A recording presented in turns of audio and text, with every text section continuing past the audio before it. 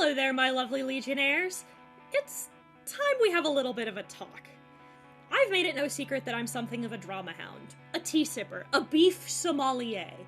I like to watch these petty grudge matches online like most people do. Sometimes it's nothing more than a call to subjective morality, and sometimes it's a call out for literal crimes. However, I've also made it no secret that my favorite community to watch is the wider commentary community.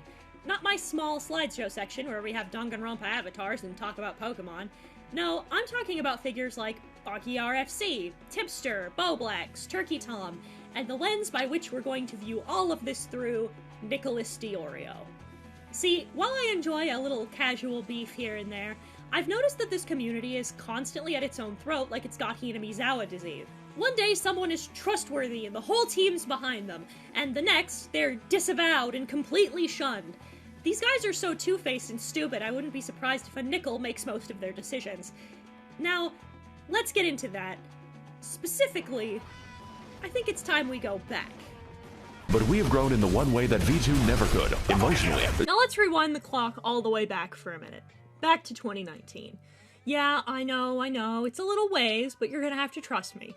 Back in 2019, D'Angelo Wallace called out Turkey Tom for making anti-Semitic jokes in a video, and later for using the N-word.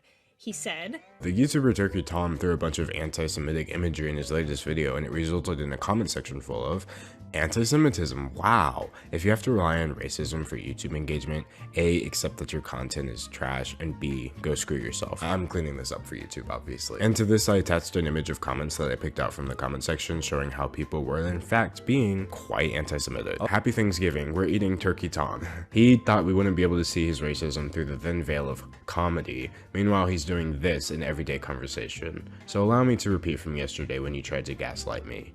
Go F yourself.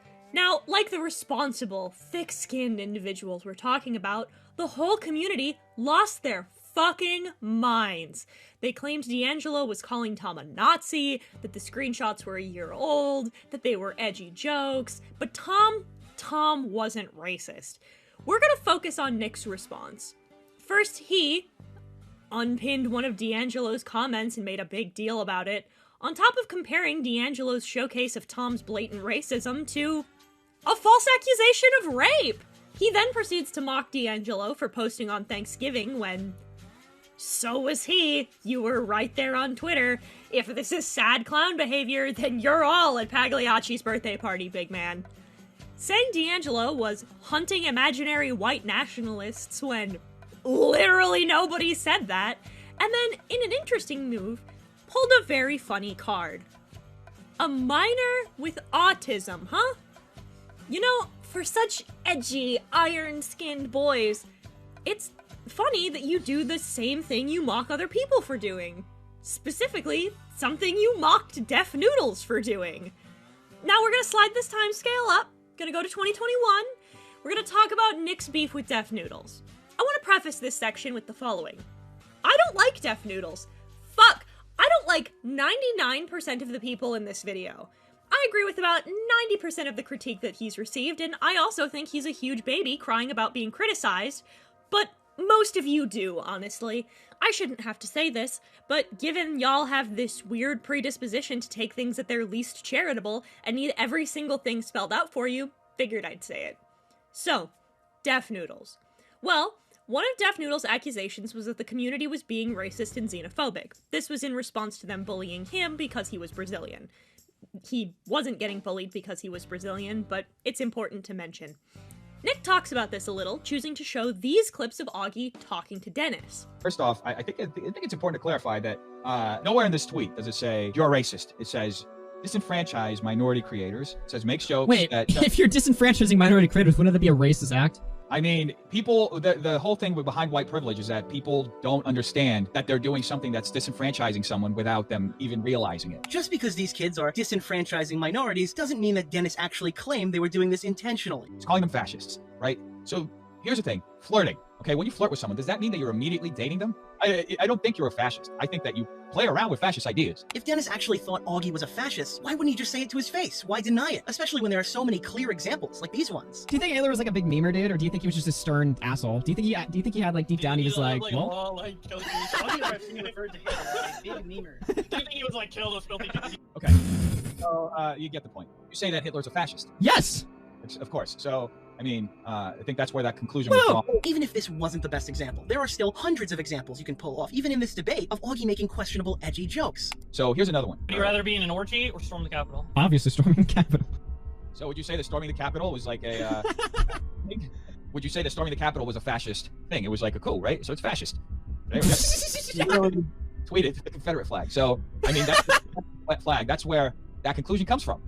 You know? That's not the Confederate flag, that's the flag of Chadville. Like it or not, Augie is a misogynist. Hyperbole or not, he's openly targeting women with his platform. So, Nick, this fat slut has an OnlyFans to run. She doesn't have time to back up her bullshit. Leave her alone, mate. But Nick disavowed it immediately. I saw some of your other friends disavow it. But that's an example, right, of like you're slut shaming her, you know, like... Yeah, for context, this is a chick who had just called me a racist. I know, and I can open that up here. I have it open. I mean, this is an objectively nasty thing to say about somebody, but, I mean, so it's calling somebody a racist, so... Now, he never really addresses these, simply throws them under the rug of, oh, it's humor. But he passes that section off to Dr. Skipper, who, oh boy, that's gonna be a conversation for a different segment. Now, I think there's something inherently hilarious about this coming from this video. A video where Nick critiques Def constantly for hiding behind, it's a joke, and hiding behind, I'm a minority, when he's being criticized. When that's what you and most of the community do. You frequently hide behind your autism when you're being called out for using slurs, which is something that you don't mention until you're in trouble, much like how Def didn't mention that he was Brazilian until it became an issue. I think both of you are wrong for doing this. Now, I could supercut every time in Nick, Augie, Tipster, one of their streams, that one or more members of the community just casually drop F and R slurs, but I really don't want my video getting taken down for hate speech, and I also really don't want to listen to guys who talk like teenage boys who just discovered the fuck word. Boblax posted a whole song being racist towards black people, and then melted down about it, for God's sake. So now, why is it that when Tom says, I hate N-words, it's a joke, but when D'Angelo clowns on Tom for saying it, nobody's laughing anymore? Slurs and putting people down are funny, only when it's not you guys, huh? You know, there's 3 defenses for this behavior. I'm going to hit all 3 of them, because I've had to deal with guys like you my whole life, and I'm going to have to keep dealing with them. I've heard it over and over, and it makes less sense every time. 1. You can't handle dark humor. Well, here's the thing. I like a good dark joke. I've made them to friends and family alike. Fuck, I made jokes about my grandmother dying to her face on her deathbed. I'm willing, ready, and able to make a good dark joke. Here's the thing. I don't think they're jokes, guys. I think you guys are Schrodinger's asshole, hiding behind a thin veil of comedy, just like you accused Def Noodles of doing. Why? Because what's the punchline? What about calling people the F slur when they're acting up is funny? What's funny about calling people the R slur when they're being stupid? All your pseudo-intellectual posturing about the nature of comedy, not one of you have ever been able to explain where your jokes actually are. 2. Well, it's about context. Okay, sure. Let's say that's true. So you're still ableist and homophobic. Now, I know you're sitting in your chairs thinking, what? How did you get there? Simple. If it's about the context of when these words are used and nothing else, then it doesn't matter if Boblax or Tom are autistic. They're using a slur as a slur. They call people the R slur specifically to mock and degrade them, to call them stupid. And all of you use the F slur exactly the same way, and I don't know how many of you are queer. I'm gonna assume either not a lot of you or none of you. And even if we strip everything down to the context of how it's being used, we're right back at your bad people, aren't we? 3. Edgy. You're a grown man. You're a fucking adult. Guys like you are so fucking sad and pathetic when you use this word. Kids are edgy. Teenage boys are edgy. Listening to grown men who want to be taken seriously, like they have integrity and that their words have weight, actually using the word edgy to describe themselves makes my fucking skin crawl. If one of your marketable personality traits is that you say slurs and don't feel bad about it, I wonder why people think you're all the ists and phobics people say you are. Where could they possibly get that idea? Listen, if you want your humor to be funny, dark, even a little aggressive, you have to try. This is fucking pathetic. Hiding behind a word that conjures up 16-year-old boys drinking their first beer and getting a tattoo behind mom's back doesn't make me want to take you seriously. Now, I think Def Noodles is a moron of the highest caliber, but a broken clock's right twice a day, huh? Now, let's swing into our next section as a matter of fact. But we have grown in the one way that V2 never could, emotionally. This is a big one. You guys use these words all the time. Thin-skinned, can't take criticism. It's fucking hilarious that you want to talk about that, considering none of you can. Nick posts a picture of him getting friend-zoned and then getting teased. Rage quit the call. While you were crying about us not liking you. I was But do crying. whatever you like, bud. Taco, when did the tears come out of my eyes? I was crying. When did the tears come out of your eyes? Probably when that girl said she wasn't your girlfriend on that post. That was the saddest shit I've ever seen. What girl said she wasn't my girlfriend? When you posted a picture of you holding somebody's hand, just trying to be vague about it, and then they're like, you have a girlfriend? And the girl's like, no, he's my best friend. Dude, you have no idea what you're That was talking funny as about. fuck. It's hilarious. No, that was funny as hilarious. fuck. That was funny as fuck. That's funny shit. Dude, you have literally no idea what you're talking about. Okay, so that didn't happen, My Nick. personal Nick, life- did that happen or not? Yeah, it absolutely happened. Okay, so that happened. You posted a vague picture of you holding somebody's hand, or like fucking some shit, and then, do you have a girlfriend? She's like, no, he's my best friend, and not my girlfriend. Talk about my fucking personal life on here. It's not your personal life. It's a tweet you made. It's a tweet you made, Nick. Nick, it's a tweet you made. That's not your personal life. Do not fucking It's a tweet you made. It's not your personal life. It's a tweet, not your personal life, dork. Public forum is not public. How pathetic is that, Nick? You're such a piece of shit. You went at Steejo about shit. What is it? I'm bringing up shit about Augie's dad. Hold on. What have I brought up about Augie's dad? Whoa. Hold on. What I bring about Augie's dad? You think it's cool to talk? I intentionally don't name people like this specifically because I keep that part of my life very off the internet. No, you don't. You try to post it and look cool, and you didn't look cool. I didn't try to post it and look cool. It was her idea to make the fucking post in the first place. I told her. I'm sure it was. She did. That's none of your fucking business. Then why'd you post it on Twitter, Nick? In this argument. It's none of my business. Why is it up there, Nick? Why'd you post it if it's none of What you anybody's guys have business? is looking into people's personal lives. How is this your personal life, Nick? Why are you You bringing posted up a it. fucking debate, Tom? Because it's funny. Remember, it's about things that are funny. We're debating. We're debating, Nick. Is that what's happening? Oh, did Nick? Bobilax gets called out for a racist song that I mentioned earlier. Copyright strike him and melt down on stream. What else is there to do? Like, I don't know. What else can I do? What do you want me to do? Dude, I'm just so fucking sick and tired of anytime you do anything remotely fucking cringy or remotely fucking like obnoxious or remotely fucking stupid, you just go around and go, dude, I'm just a good actor, I was just trolling. It's every fucking time. It's like, oh, I didn't make a mistake, I just got high into by accident, I didn't actually want to start this video. Yeah, you fucking get it. Okay, oh god, I was arguing, I was screeching in the fucking Among Us game. You know I was screeching in the Among Us game? I was mad, but I amplified it for fun. Believes that. I amplified it I'm for sorry, fun. no one But you're fucking still. believes that. I was mad, but I amplified it for effect. Like I went on longer for Okay, but comedic effect. literally nobody, you literally rage quit the call. I'm sorry, that's literally. Yeah, I was mad, but I played it up later for effect. That's what I said. Yeah, this puts on Jesus Nick is blatantly jealous here and messing with us. I'm so jealous of the fact that you made me look like a retard. I'm so jealous of the fact that I. How did I make you look like a retard? defended you on the archival point and said that archives of videos are fair use and all that shit. And then you went and you struck a fucking video. I'm sorry, I fucked up. What else do you want me to say? Like I fucked up. I'm ashamed of it. I fucking hate You it. not go around Twitter and telling your friend, oops, I got high, I wouldn't struck the video. Settle the shit I'm saying right now publicly on a previous live stream and a previous That's not the way you tweet. fucking said it. That's not the way you fucking said it. You don't said publicly. Wow, dude, I can't believe that. Can you do? I can't believe an hour and 45 minutes. I've been linking it to people who asked. I've been linking it to everyone who asked. Your apology in an hour and 45 minutes. No, that's not an apology. There's no apology. That's an explanation. Let me speak. You motherfucker. You motherfucker. You fucking bitch. My apology is not in there. My apology was. Oh my god. You didn't even watch the clip. Why are you saying shit without watching the clip? Just fucking watch my shit and actually like listen to what I fucking say, dude. Before you fucking accuse me of shit, bro. Like, what are you fucking doing then? I'm sorry, I fucked up, man. It's fucked up for you, it's fucked up for the guy who I struck. And I regret it, like, so much, dude. That's it. That's why I don't like people talking about it. That's why I don't want to bring it up. It's fucking embarrassing. Fuck! Quartering has a meltdown every other week. The one thing I've noticed consistently among all of you, for people who supposedly have the thickest skin and mock people for being weak little pussies, with the right pressure, all of you break down. And you know what? That's fine. I think that having something that makes you angry and having the wrong button press making you upset, totally natural. Everyone's got one. Nobody's invulnerable. I think it's totally fine to have something that someone can say bother you. I don't even think that talking about it publicly is a bad thing either. It's good to communicate when something upsets you. My issue isn't that you do it, it's that you shame others for it constantly.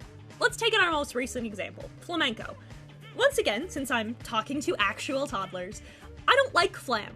His attempt to contact Xanderhall's mom, his claim that accusations are evidence, all that shit fully a reason to think he's a moron. But let's talk about the song. 6 months ago, Salvo Pancakes, or Salvo, a name I want you to stick a pin in for the moment, commissioned a song that unambiguously mocked Flam for being a pedophile. Something that there was no evidence of at the time, by your own admission. Naturally, as anyone would be, this made Flam incredibly angry. He openly cut out the person who wrote the song, Mike the Bike, and said on his platform that it was a shitty thing to do. What do Nick and crew do? Oh no, I'm not gonna have Nick's fucking hot takes, dude. I'm not gonna have the fucking fence-riding asshole. Oh no, oh shit. Oh no, dude.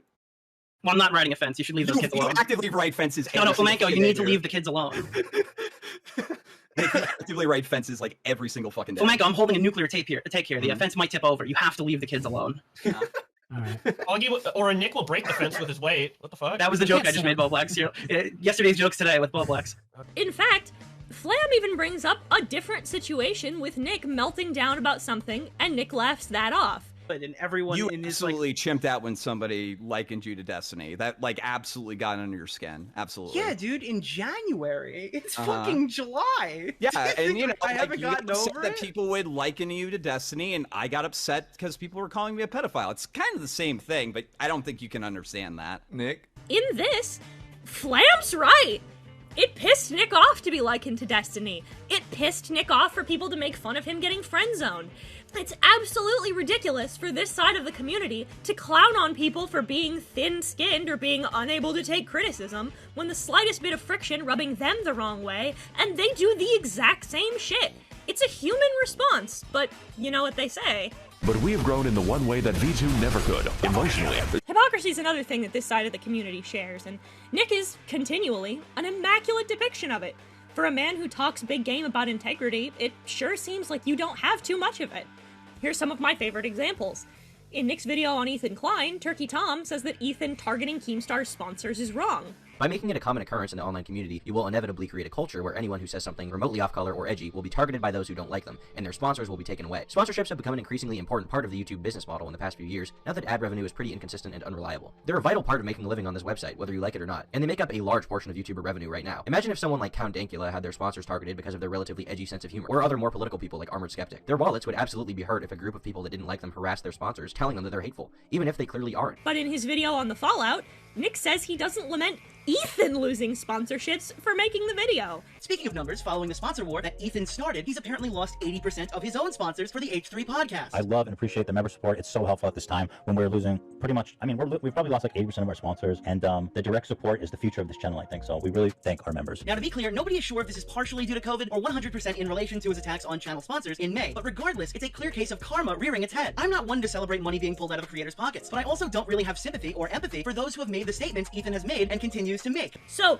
it's not okay for people who say things that are bigoted in humor, spread false information knowingly, harass others, intentionally cross boundaries. It's not okay for them to be punished for doing those things, some of which are against the terms of service, by the way. But you have no empathy for the person who calls those behaviors out getting punished. Okay? We already discussed Nick's okay with doing things that hurt others personally, but isn't okay with people doing things that hurt him personally. How about Nick fighting against Nerd City's claims about regulation, which imply he's pro-self-policing? Nicholas follows up his original post by saying, "The response to this tweet has been super interesting. I'm just having a laugh at a guy who says he's anti-regulation, clearly being pro-regulation. I didn't buy it back then, and I don't buy it here. I mean, call it a gray area when I critique the Jake Paul video. Call it a gray area on the new Lele video? I'll judge you, but fine. The dude said there should be stricter rules on advertising below this fucking tweet. Laughing my ass off. Is he a bad dude? No. Is his content bad? No. Is he plotting to overthrow the website? No. Is he the devil himself? No. But after talking to the dude, I think he's pro-regulation, and he's trying to appeal to both sides here. Thus, a contradiction was born. Thanks, blah blah TED Talk." When this is the community that all fell for and bought into John, the autistic 12-year-old ate my Discord account Swan. You know, in that same conversation with Flamenco, where Nick is laughing at him for being upset, he says, So fucking mad. This is so stupid. I mean, I guess I get it, but like... So you get it, it's understandable, but you're gonna mock the man for almost 2 hours for being upset. It's totally okay for me to harass Flamenco because he does it to Ethan Ralph. So I just want to know, you're the guy who goes and does the IBS content where you cover Ethan Ralph and you laugh about songs calling him a fucking pedophile all the time. You sit on the Kiwi farms, you're talking about Xander Hall's girlfriend and his family and all that stuff. You're hanging out with PPP, the guy who just literally makes shit up on live stream, and you know that better than anybody. And Big B does like movie reviews. So when I hear, oh my god, Flamenco's really mad that somebody made a parody song calling him a pedophile, you roll around in mud all fucking day. You what, you got a little on your shoe, now you're gonna be a big pussy about it on stream? But earlier in the same video, it's not okay for Flam to do it! Also, even if that's true, you're stooping to his level, which gives him, like, the fucking... Because now it's just gonna be, like... It's just gonna be this kind of game of, like, he stoops so low, so you're like, well, I'm gonna go lower. And then he's just gonna go lower. And then you're gonna go... And then your guys are just, like, equally as shit. You know that's what happens to Ralph, right? Like, Ralph will try to justify every action he makes by just saying, like, oh, well, the person I'm doing it to either sucks worse or is adjacent with people that suck worse, right? There's no consistency. Every behavior is okay until it's happening to one of you or someone you don't like. And then there's nuance, there's spurging out, there's more context, it's different. No, it's not. Let's take Flam, for example. What he did to Ethan was wrong. I agree. It's fucked up and wrong of him to make accusations that level, regardless of the context. It's not cool. So Salvo does it to him. What do? You use it to show him some fucking empathy. You sit with the guy and say, yeah, doesn't feel good, does it? This is what you've been doing to Ethan, you see? It's not the behavior you want to engage in. You can even still clown on him while doing it. Give him the old, I told you so, dumbass, and have a little giggle, sure. This isn't that. It's just you excusing the behavior because it's happening to someone you don't like. For someone who talks a lot of shit about Augie's fireside chats with Flam, you really don't like it when people bring up old things you did now that you don't do them anymore. It's almost like someone sat you down, explained that shit was stupid, and you don't do it. Who gave you the fireside chats after your beef with D'Angelo? It's not stupid, it's someone learning from their behavior. No wonder you mock Flamenco for taking accountability. The concept of doing it's laughable to you. But we have grown in the one way that V2 never could, emotionally. Out of everything so far, the one thing I keep coming back to is this. There's a cycle that happens every couple of months or so. Person A gets called out for dealing with Person B. Person B then gets called out for dealing with Person C, and so forth and so on. Let's take a look at a couple choice examples. Nick calls out Flam for his response to Salvo while laughing with Salvo on stream, but is surprised that Salvo's an asshole who uses shit people don't like to make them upset later. Nick advocates for John Swan, who he then later exposes for being a liar. He teamed up with Dr. Skipper for a video when later Skipper ran with false accusations spread by fucking John Swan. Edwin's generation, Tommy C, Bowlegs, it keeps fucking happening. Every couple of months, this community melts down on itself because it turns out one or multiple of them have broken some cardinal rule. Bridges are burnt, shots are fired, it's chaos, the dust settles, everyone starts going on one another's streams again. It's like fucking clockwork, and sure enough, a few months later, someone starts it all up again. It's insane. I know that if I found myself embroiled in these situations every couple of months or so, I'd start to wonder about the company I keep.